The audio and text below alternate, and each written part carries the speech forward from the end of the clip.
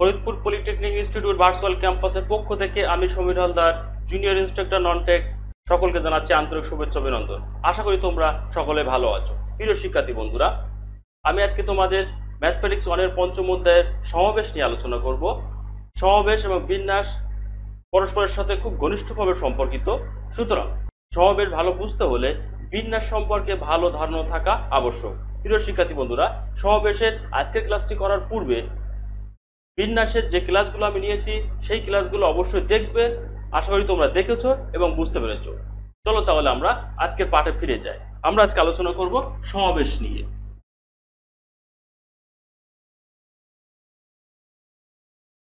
প্রথমে আলোচনা করব সমাবেশ কি, কম্বিনেশন সমাবেশ অথবা কম্বিনেশন কি। আমরা বিন্যাসের অর্থাৎ বিন্যাসের প্রথম ক্লাসে আলোচনা করেছিলাম বিন্যাসটা কি বা কেমন। বিন্যাস ছিল এ বি সি যদি তিনটা জিনিস হয়, এই তিনটা জিনিসকে আমরা যতভাবে সাজাতে পেরেছিলাম প্রত্যেকটিকে এক একটি বিন্যাস বলা হয়েছিল। এ বি সি এই তিনটি জিনিসকে যদি আমরা সাজাই তাহলে এ বি সি হতে পারে, এ সি বি হতে পারে, বি এ সি হতে পারে, বি সি এ হতে পারে, সি এ বি হতে পারে, সি বি এ হতে পারে। এই টোটাল 6 ভাবে এ বি সি তিনটা আলাদা জিনিসকে এই 6 ভাবে সাজানো যায়, অর্থাৎ 6 ভাবে বিন্যাস করা যায়। এই যে 6 ভাবে সাজিয়েছি এর প্রত্যেকটি কি এক একটি বিন্যাস বলে। এটি একটি বিন্যাস, এটি একটি বিন্যাস, এটি একটি বিন্যাস। খেয়াল করো, যখন আমরা বিন্যাস করেছি বা সাজিয়েছি তখন A B C A C B শুধু কি করেছি, এই বি আর সি এর মধ্যে ক্রম পরিবর্তন হয়েছে। কি করা হয়েছে? ক্রম পরিবর্তন করা হয়েছে, অর্থাৎ পজিশনটাকে চেঞ্জ করা হয়েছে। এখানে এই দুটা বিন্যাসের ক্ষেত্রে এ প্রথম স্থানে রেখেছিলাম, বি প্রথম বিন্যাসে বি প্রথমে ছিল, সি থার্ড পজিশনে ছিল। দ্বিতীয় বিন্যাসে সি সেকেন্ড পজিশনে আসছে, বি থার্ড পজিশনে গেছে। এই যে বি আর সি এর মধ্যে স্থান পরিবর্তন হয়েছে বিন্যাসে, এটা আমরা কাউন্ট করেছিলাম। একই জিনিস এই 6টি বিন্যাসের প্রত্যেকটিতে কিন্তু একই জিনিস আছে, কি এ বি সি, শুধু অবস্থান ভিন্নতার কারণে আলাদা আলাদা বিন্যাস বা আলাদা আলাদা সাজানো হয়েছে। প্রিয় শিক্ষার্থী বন্ধুরা, এটি ছিল বিন্যাস। সমাবেশ বলছে, সমাবেশ হচ্ছে এই যে তিনটা জিনিসকে নিয়ে বিভিন্নভাবে সাজিয়েছি, পজিশনের চেঞ্জের কারণে আলাদা বিন্যাস হয়েছে, সমাবেশ সেটাকে মানছে না। সমাবেশ বলছে যে যে তিনটা জিনিস থাকবে বা যে জিনিসগুলো থাকবে সেই জিনিসগুলো কতভাবে আমরা বেছে নিতে পারি বা কতভাবে দল গঠন করতে পারি, সেটি হলো সমাবেশ। অর্থাৎ এই তিনটা জিনিসের এ বি সি বা বি এ সি যেটাই বলি না কেন, A B C B A C যেটাই বলি না কেন, এই এ বি সি আর বি এ সির মধ্যে কি আছে? তিনটা জিনিস ফিক্সড আছে, সেটি হলো এ বি আর সি। তো A B R C K যতভাবেই আমরা সাজাই না কেন দল গঠন করা যাবে, বেছে নেওয়া যাবে মাত্র একটাই ভাবে, এবিসি তিনটা জিনিস। এবিসি তিনটা জিনিস, অর্থাৎ এ বি সি তিনটা আলাদা জিনিসকে যদি প্রতিবার তিনটা করে নিয়ে সাজায় তাহলে 6টি বিন্যাস পাচ্ছি। ঠিক একইভাবে যদি তিনটা জিনিসকে যদি তিনটা সবগুলো নিয়ে সমাবেশ করি তাহলে একটা সমাবেশ পাবো। অর্থাৎ বিন্যাসে ক্রমকে কাউন্ট করা হয়, সমাবেশে ক্রমকে উপেক্ষা করা হয়, ক্রমকে বিবেচনায় আনা হয় না। কে কোন পজিশনে আছে সেইটা বড় কথা নয়, কয়টি আলাদা আলাদা জিনিস আছে সেই আলাদা জিনিসগুলো নিয়ে কতভাবে দল গঠন করা যায় বা কতভাবে বেছে নেওয়া যায়। যদি আমরা বাস্তবিক একটা উদাহরণ দেখতে চাই তাহলে বাংলাদেশ ক্রিকেট টিমের অধিনায়ক মাশরাফি অথবা মুশফিক অথবা সাকিব অথবা মাহমুদুল্লাহ, যে কেউ হতে পারে। একটি খেলায় যদি মাশরাফি অধিনায়ক হয়, অপর একটি খেলায় যদি সাকিব অধিনায়ক হয়, তাহলে কি টিম কি দুইটা হয়ে যাচ্ছে? না, টিম দুইটা হচ্ছে না। ক্যাপ্টেন যে হোক না কেন, বাংলাদেশ ক্রিকেট টিম একটাই, একটি দল, একটিভাবে বেছে নেওয়া যাবে। কে কোন পজিশনে খেললো, কে ক্যাপ্টেন হলো কি হলো না সেইটা উপেক্ষা করে সমাবেশ বলছে সদস্যগুলোদের নিয়ে, জিনিসগুলোকে নিয়ে যতটি দল গঠন করা যাবে প্রত্যেকটিকে এক একটি সমাবেশ বলা হবে। এখানে ABC তিনটা আলাদা জিনিসকে নিয়ে 6 ভাবে বিন্যাস করা গিয়েছিল, একভাবে সমাবেশ করা গেছে। কয়ভাবে? একভাবে সমাবেশ করা গেছে। খেয়াল করো, ABC তিনটি আলাদা জিনিস ছিল, ABC তিনটি আলাদা জিনিস ছিল। সেই তিনটি আলাদা জিনিসকে নিয়ে কি করেছে, 6টি বিন্যাস পেয়েছে। সেই 6টি বিন্যাসের প্রত্যেকটিকেই কিন্তু কি ছিল, 3টি করে জিনিস ছিল। সমাবেশ পেয়েছি কয়টি? সমাবেশ পেয়েছি একটি। সেই একটি সমাবেশে কয়টি জিনিস আছে? এখানে 3টি জিনিস আছে। অর্থাৎ এখানে ABC 3টি জিনিস দেওয়া ছিল, সেই 3টা জিনিসের 3টাকেই নিয়ে একটি সমাবেশ পেয়েছি। কিন্তু সেই একটি সমাবেশে কয়টি জিনিস আছে? 3টা জিনিস আছে। এই 3টা জিনিসকে আমরা যদি বিন্যাস করি তাহলে এই 6টি পাওয়া যাবে। ক্লিয়ার?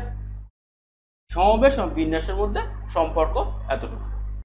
এখন আসো আমরা সমাবেশের প্রতীক হলো NCR। NCR, সিতে কম্বিনেশন, সমাবেশের ইংরেজি শব্দ কম্বিনেশন, কম্বিনেশন সি। NCR এর অর্থ হলো, লিখতে হবে ঠিক এইভাবে, NPR যেভাবে লিখেছিলাম NCR ঠিক একইভাবে লিখব। NCR এর অর্থ হলো n সংখ্যক জিনিস থেকে প্রতিবার 8 সংখ্যক জিনিস নিয়ে যতভাবে সমাবেশ গঠন করা যায় সেইটির প্রতীক এটি। অর্থাৎ n সংখ্যক জিনিস থেকে প্রতিবার 8 সংখ্যক জিনিস নিয়ে যতগুলো সমাবেশ গঠন করা যায় সেটি আমাদের নির্ণয় করতে হবে। এখন তাহলে কি করব, সমাবেশ সংখ্যা নির্ণয় করব। n সংখ্যক জিনিস থেকে 8 সংখ্যক জিনিস নিয়ে যে সমাবেশ হবে সেই সমাবেশের সংখ্যাটা বের করব বা নির্ণয় করব।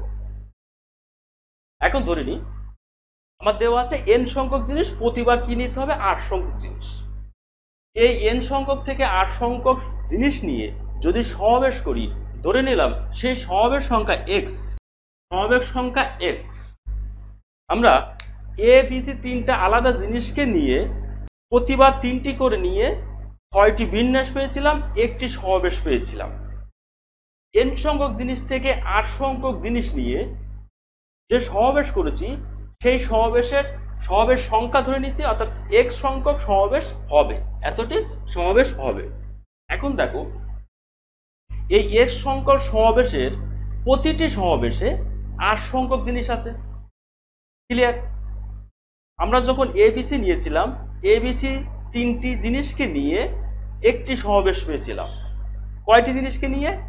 3টি জিনিসকে নিয়ে সমাবেশ পেয়েছিলাম একটি। সেই একটি সমাবেশে কয়টি জিনিস ছিল? একটি সমাবেশে 3টি জিনিস ছিল। সেই 3টি জিনিসকে যদি নিজেদের ভিতরে আমরা বিন্যাস করি তাহলে কয়টা বিন্যাস পেয়েছিলাম? 6টি বিন্যাস পেয়েছিলাম। দ্যাট মিনস ফ্যাক্টরিয়াল 3 সংখ্যক বিন্যাস পেয়েছিলাম। এখন তাহলে সমাবেশ সংখ্যা ধরে নিয়েছি xটি। তাহলে প্রত্যেক সমাবেশে 8 সংখ্যক জিনিস আছে। সেই 8 সংখ্যক জিনিসকে যদি নিজেদের ভিতরে সাজাই তাহলে ফ্যাক্টরিয়াল 8 সংখ্যক বিন্যাস পাবো।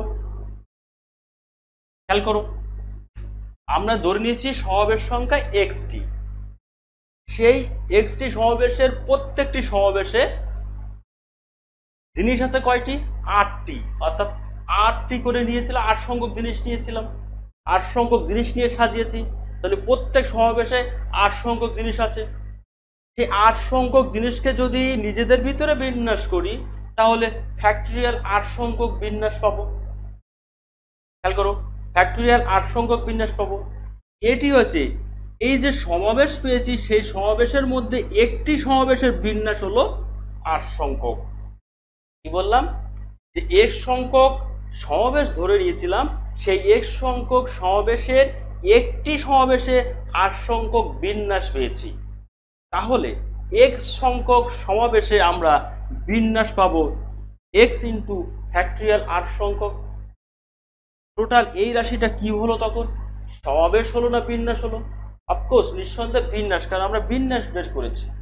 এইটি ছিল একটি সমাবেশের বিন্যাস সংখ্যা, ওর সাথে x গুণ করলে কি হচ্ছে? x সংখ্যক সমাবেশের বিন্যাস সংখ্যা। দ্যাট মিনস এই ফলাফলটা n সংখ্যক জিনিস থেকে প্রতিবার 8 সংখ্যক জিনিস নিয়ে গঠিত বিন্যাস, যেটা আমরা বিন্যাসের দ্বিতীয় ক্লাসে আলোচনা করেছিলাম। এই npr সমান আমরা কি জানি, factorial n by n minus r এর ফ্যাক্টোরিয়াল। এটা আমরা বিন্যাস থেকে শিখে এসেছি। দ্যাট মিনস এখান থেকে আমরা x equal to factorial n by r এর factorial into n minus r এর ফ্যাক্টোরিয়াল লিখতে পারি। এক্সটা কি ছিল? এক্সটা ছিল সমাবেশ সংখ্যা। সমাবেশ সংখ্যা কি দ্বারা প্রকাশ করা হয়েছে? এনসিআর দ্বারা। তাহলে এনসিআর সমান লিখতে পারবো ফ্যাক্টোরিয়াল n বাই r এর factorial into n minus r এর ফ্যাক্টোরিয়াল। এটি হলো সেই সমাবেশ সংখ্যা, প্রতিবার n সংখ্যক জিনিস থেকে 8 সংখ্যক জিনিস নিয়ে গঠিত সমাবেশ সংখ্যা হবে ফ্যাক্টোরিয়াল n বাই r এর factorial into n minus r এর ফ্যাক্টোরিয়াল। এই সূত্রটি খুব ইম্পর্টেন্ট, এই সূত্রটি অবশ্যই তোমরা মনে রাখবে। এখন এই সূত্রটি ইউজ করে একটি অঙ্ক করি। 15c12 মনে করলাম 15c12 এর মান বের করতে হবে। তাহলে এটাকে এনসিআর এর সাথে যদি কম্পেয়ার করি, এনসিআর সমান কি লিখতে পারবো? ফ্যাক্টোরিয়াল n বাই r এর factorial into n minus r এর ফ্যাক্টোরিয়াল। এখানে n কত আছে? n সমান আছে 15, r কত আছে? r সমান আছে 12।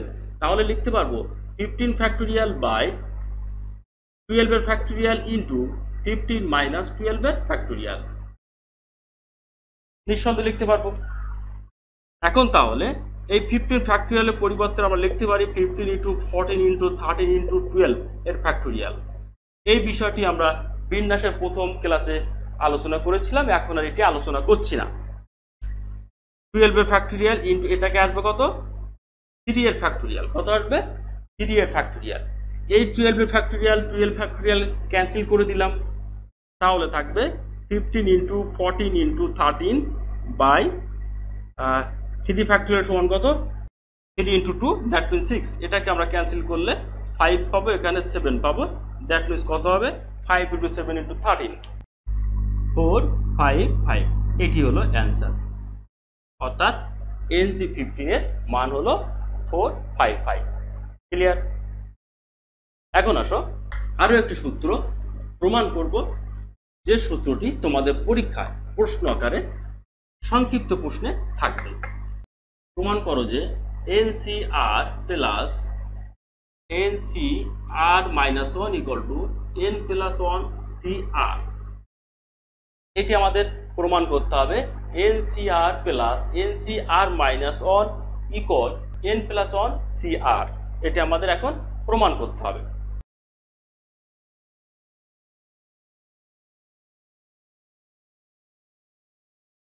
লেফট হ্যান্ড সাইড দিয়ে শুরু করব। এই এনসিআর এর পরিবর্তে আমরা বা সূত্র জানি, এনসিআর সমান লিখতে পারি এনসিআর সমান ফ্যাক্টোরিয়াল n বাই r এর factorial into n minus r এর ফ্যাক্টোরিয়াল। এটা আমরা খুব সহজে লিখতে পারি। ঠিক এই সূত্র ইউজ করে, এই সূত্রটাই এনসিআর এর সূত্র ইউজ করে এখানেও ইউজ করব। এনসিআর এখানে r এর পরিবর্তে কত আছে? r minus 1। তাহলে কি লিখতে পারবো? n এর ফ্যাক্টোরিয়াল বাই r এর ফ্যাক্টোরিয়াল। তার মানে r বলতে কত আছে? r বলতে আছে r মাইনাস 1। তাহলে r মাইনাস 1 এর ফ্যাক্টোরিয়াল পরে হবে n মাইনাস r মাইনাস 1। আমাকে এখানে সূত্র ছিল নিচে, এই জায়গাটা সূত্র ছিল কি? n minus r। যেহেতু এখানে r এর পরিবর্তে কত আছে? r মাইনাস 1, তাহলে ব্যাপারটা এমন হবে n মাইনাস r মাইনাস 1। যদি এই ব্র্যাকেটটা উঠিয়ে দিই তাহলে কত হবে? n minus r plus 1।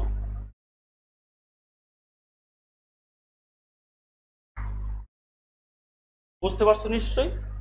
এখন পরবর্তী লাইনে যে কাজটা করব খেয়াল করো, আমরা এই ফ্যাক্টোরিয়াল r সমান লিখব r ইন্টু r মাইনাস 1 এর ফ্যাক্টোরিয়াল।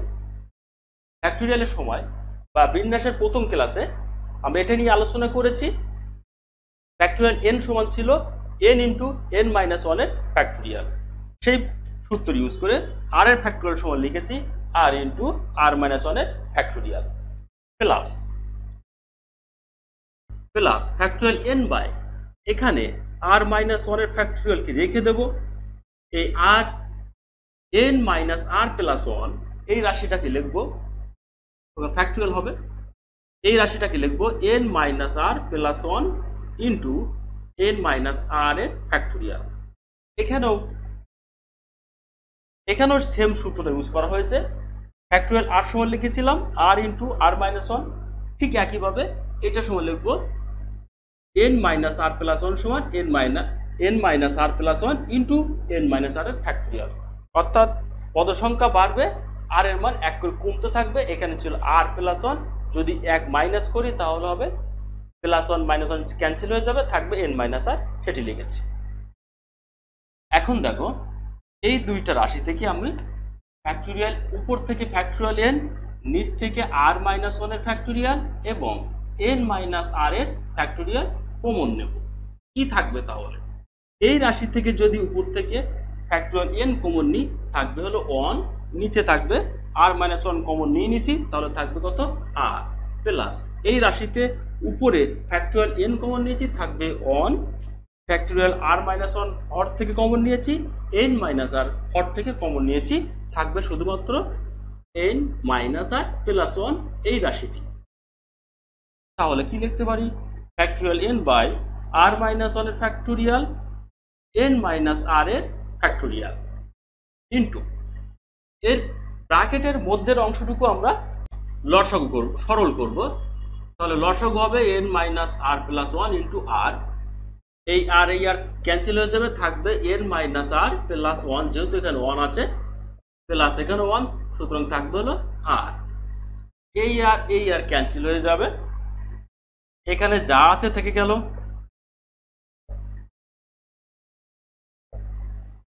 এখানে থাকবে কত? n প্লাস 1 বাই থাকবে আর into n minus r plus 1। এখন আমরা এই রাশি দুটি গুণ আকার আছে, সুতরাং সাজিয়ে লিখবো n plus 1 into factorial n by, এখানে লিখবো আর ইন্টু আর মাইনাস 1 এর ফ্যাক্টরিয়াল, এখানে লিখবো n minus r plus 1 into n minus r এর ফ্যাক্টরিয়াল। এখন খেয়াল করো n plus 1 into factorial n, factorial n সমান কি লিখেছিলাম? ফ্যাক্টরিয়াল n সমান আমরা জানি n ইন্টু n মাইনাস 1 এর ফ্যাক্টরিয়াল। পদ সংখ্যা বেড়েছে, n এর মান 1 কমেছে, ঠিক আছে? ঠিক একইভাবে যদি একটু ডাইভার্ট করে চিন্তা করি, n প্লাস 1 ইন্টু n এর ফ্যাক্টরিয়াল, পদ সংখ্যা যা আছে পরের পদে তার থেকে 1 কম আছে, তাহলে এই রাশিটাকে আমরা লিখতে পারি না n প্লাস 1 এর ফ্যাক্টরিয়াল। লবের রাশিটিকে আমরা লিখতে পারি n প্লাস 1 এর ফ্যাক্টরিয়াল। ফ্যাক্টরিয়াল n সমান n into n minus 1, that means factorial n plus 1 সমান কি লিখতে পারবো? n plus 1 into n plus 1 minus 1 এর ফ্যাক্টরিয়াল। প্লাস 1 মাইনাস 1 ক্যান্সেল হয়ে যাবে, থাকবে n plus 1 into n, that means n plus 1 into n এর ফ্যাক্টরিয়াল সমান লিখতে পারবো n প্লাস 1 এর ফ্যাক্টরিয়াল। এখন আমরা এই রাশিটি কি সরাসরি লিখতে পারবো কত? আর এর ফ্যাক্টরিয়াল। কয়েক লাইন আগে আমরা আর ফ্যাক্টরিয়ালকে ভেঙে লিখেছিলাম আর ইন্টু আর মাইনাস 1 এর ফ্যাক্টরিয়াল, তো উল্টাই এখন চলে আসলাম আর এর ফ্যাক্টরিয়াল। এই দুটো রাশিকে লিখতে পারবো n মাইনাস আর প্লাস 1 এর factorial at the same way.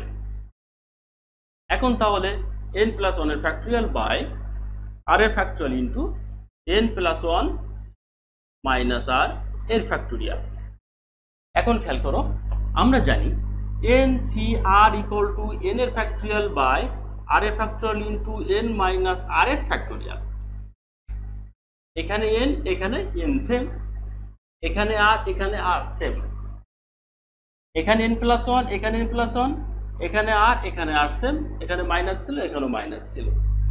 That means এটা কি ওই সূত্র ইউজ করে কি লিখতে পারবো n plus 1 cr। Of course n cr সূত্র বসাও, n ফ্যাক্টরিয়াল n ভাগ হবে আর এর factorial into n minus r এর ফ্যাক্টরিয়াল। এটি হলো প্রমাণ। আমাদের প্রশ্নে এটি প্রমাণ করতে বলেছে। খুব ইম্পর্টেন্ট একটি সূত্র, এটি অতি সংক্ষিপ্ত প্রশ্নে পরীক্ষায় পড়ে। এখন আমরা একটি অঙ্ক দেখব। প্রশ্নটি দেখো, NC8 সমান NC12 হলে n এর মান কত? সমাধান যদি করতে যাই তাহলে দেওয়া আছে কি NC8 = NC12। প্রিয় শিক্ষার্থী বন্ধুরা, এই টাইপের অঙ্কগুলো করার জন্য একটি সূত্র প্রয়োজন, যে সূত্রটির আমি প্রমাণ দেখাবো না, শুধু সূত্রটি মনে রাখবো। NCR = হবে NCn - R, একই মান। NCR = হবে NCn - R, ক্লিয়ার? NCR = হবে NCn - R। তাহলে আমরা কি লিখতে পারবো? NC8 = NCn - 12 লিখতে পারবো না? অফকোর্স লিখতে পারবো। এখন যদি বলো যে স্যার আপনি এই পাশে লিখেছেন NC12 এর পরিবর্তে NCn - 12, যদি আমি বাম পাশে লিখতাম NC8 এর পরিবর্তে NCn - 8, অফকোর্স সেটিও হতো। করে দাও। NCn - 8 = NC12। তবে খেয়াল রাখতে হবে বাম পাশ অথবা ডান পাশ যে কোনো এক পাশে এই সূত্রটি অ্যাপ্লাই করতে হবে, দুই পাশে অ্যাপ্লাই করতে পারবো না। এরপরে যদি এটা হয় আরেকটা সূত্র লাগবে, R = n - R। যদি এই লাইনটা ঠিক হয় তাহলে এটি ঠিক। এখান থেকে ক্যালকুলেশন করে এই লাইনটি পাওয়া যায়, সেই প্রমাণটি আমি তোমাদেরকে দেখাচ্ছি না, এটি তোমরা মনে রাখো। তাহলে এখান থেকে কি লিখতে পারবো? n - 8 = 12, that means n = 12 + 8 = 20, answer. এটি n এর মান। এখন আরেকটি অঙ্ক দেখো, NC10 = NC20 হলে NC2 এর মান নির্ণয় করো। আগের অঙ্কটারই মতো আমাদের দেওয়া আছে কি NC10 = NC20। তাহলে আমরা লিখতে পারবো NCn - 10 = NC20 লিখতে পারবো। দ্যাট মিনস আমরা লিখতে পারবো n - 10 = 20। n কত হবে? 30। আমাদের n এর মান পেয়ে গেছি। আমাদের নির্ণয় করতে হবে NC2 নির্ণয় করতে হবে।